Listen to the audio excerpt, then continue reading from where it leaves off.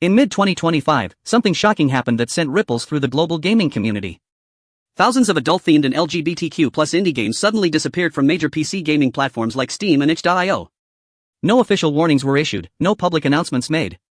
One day, these games were available, the next day, they were gone. Gamers and developers alike were left confused and frustrated, trying to understand what exactly went wrong. Upon digging deeper, it became clear that this wasn't a government-imposed censorship move or an internal policy shift. The real culprit? A major payment processing company. Though the name hasn't been disclosed publicly, reports indicate that the company warned platforms like Steam and itch.io that unless they removed or restricted adult and queer-themed content, they would lose their payment gateway access. That means no credit card processing, no payouts to developers, and no revenue generation. For these platforms, which rely heavily on smooth financial operations, it was a threat they couldn't ignore. As a result, these platforms were forced to act quickly, removing, delisting, or severely limiting the visibility of thousands of adult games. This included not just explicit games, but also nuanced and deeply personal stories created by LGBTQ+ developers, many of which were crafted to explore identity, mental health, and marginalized experiences. These weren't just pornographic titles, they were powerful, meaningful projects with niche audiences and real community value. The response from the two platforms was quite different. Steam, owned by Valve, took a silent approach, no official statement, no acknowledgement, just quiet removal.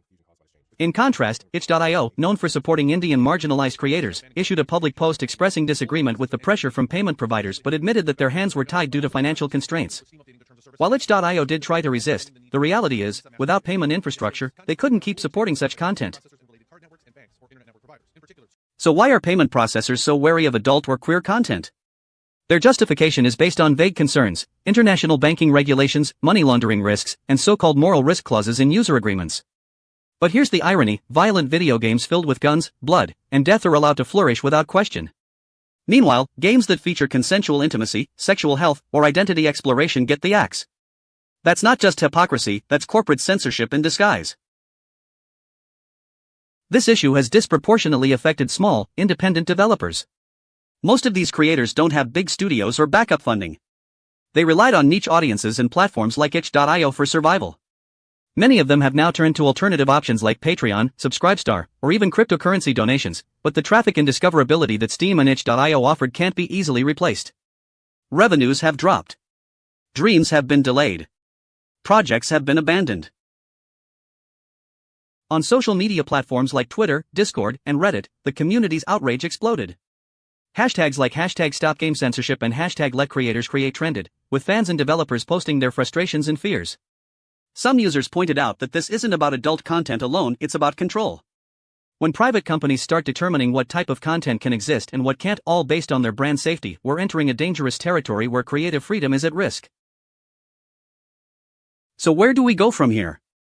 Creators are now advocating for stronger digital rights, platform independence, and decentralized payment systems that don't bow to corporate pressure. Ideas are circulating about launching new adult-friendly game stores, unionizing digital creators, and even lobbying for legislative protections for independent developers. But none of this will happen overnight. In the meantime, this event serves as a wake-up call.